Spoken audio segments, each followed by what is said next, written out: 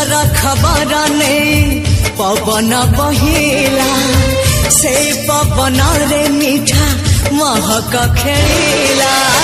फेरी फेरी गला श्रावण